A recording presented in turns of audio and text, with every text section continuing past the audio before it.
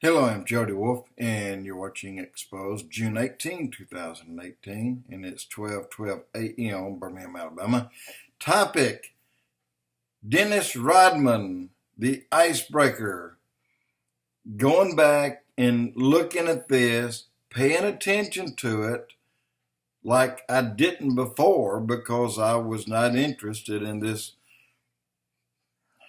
freak show, but I eat my words because although he wore a tutu in a basketball game and he dressed up as a woman in a wedding gown and all these crazy things that he did,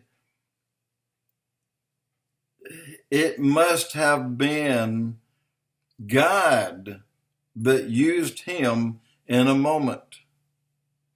Now, today that he's been interviewed multiple times about his visit to North Korea some years back,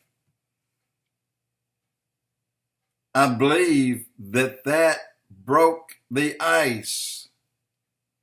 I believe God has dealt with Kim and gave him a hunger for what could be. So the timing of this, well, is God's timing. Perfect. And Donald Trump told Kim, he said, man, I am in real estate and you are prime. To your south, you have South Korea. To your north, you have China. And if you look a little bit to the southeast, there lays Japan. He is in the middle of prime real estate. To be holed up, locked up, no one can enter, excuse me, he could bring hundreds of millions of dollars in just visitors coming and spending time in all these hundreds of large hotels that can be lined up on these beaches. Every person in that country can have a job, not working for the state in the prison, in the slave camps they have over there. I can see those things closing down. I can't see a prison going away because people are going to go to prison for things they do bad. But I believe that the majority of the people that are in prison are people because a member of their family, whether it was a third cousin or a great uncle, even a great grandfather, did something against the state. So therefore they punish the whole family. This is why so many are in prisons there. So with this possible change coming on, in part, I think that Rodman can be given credit for that.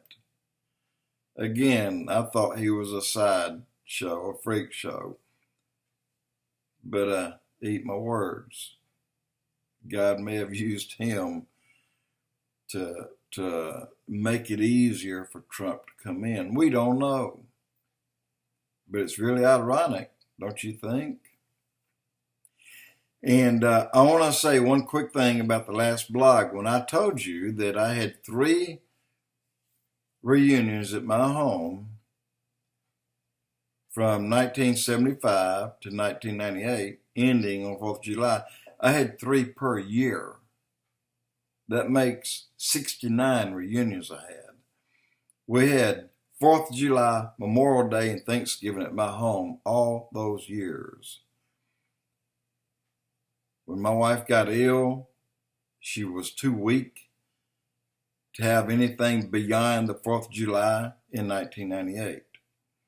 And she died in 1999 in January, just a few months later. And it's been that long that I have finally come around and decided to start having them again. And I'm going to start having the 3 each year: Thanksgiving, 4th of July, and Memorial Day. as long as I'm around. And if the good Lord sees fit, I'll be around for a while. And I'd rather see the rapture tonight. I'd choose that any day over 10 years or 8 years or 5 years worth of reunions. But until then, I'll carry on. You should too. Always be ready. Be ready to go. Be on the lookout. Have your house in order. And once more, pray for North Korea. Those people have never known freedom. Those people have never known that there was anything outside of what they live in. Boy, will their life change. It will be like heaven for them. And I pray for them daily now.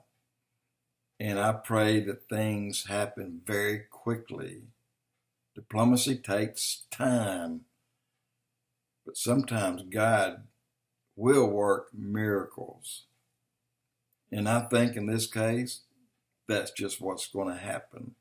God put this thing together, and it can't fail. Don't think that North Korea is going to go back to them old selves. They're not going to do it. At least not until the church has left. After that, then everything goes to hell in a handbasket. And that's why you don't want to be here. Anyway, just wanted to clarify what I said. 3-year reunions, all those years. No, I had 69 reunions all those years. Jody Wolf Expoz.